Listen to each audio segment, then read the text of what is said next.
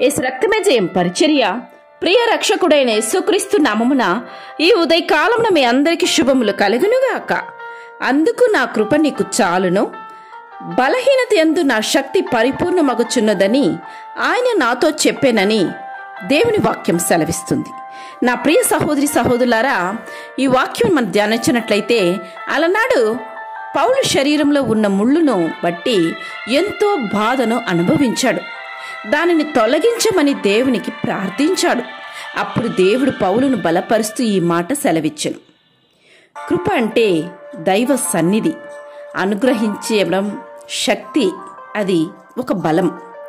దేవునికి మొరపెట్టే వారికి దేవుడిచ్చే పరసంబంధమైన బలం కనుక నేడే నీవు దేవుని కృప కొరకు వేడుకొనుము.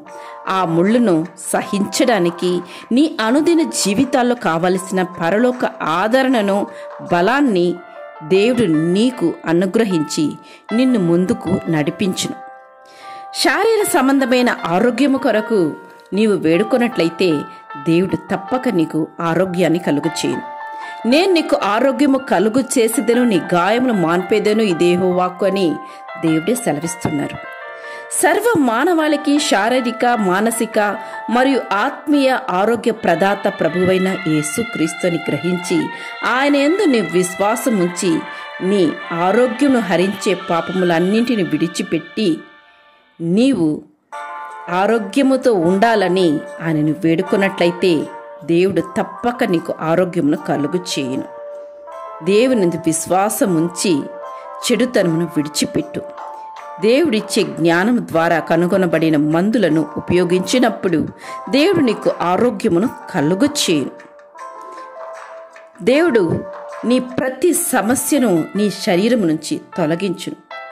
కలువరిలో నీ కొరకు ఆయన చిందించిన ఆ యొక్క రక్తము ద్వారా నీ ప్రతి బలహీనత తుడుచుకుపోతుందని విశ్వసించి నీ భారమును, నీ బలహీనతను, నీ ముళ్ళను దేవుని చెంత అర్పించి ప్రార్థించు. దేవుడు తప్పక వాటి నుంచి విడుదలను నీకు కలుగు చేయు. ఆమేన్. యేసు రక్తమే జయం పరిచర్యలో మీ సహోదరి. God bless you.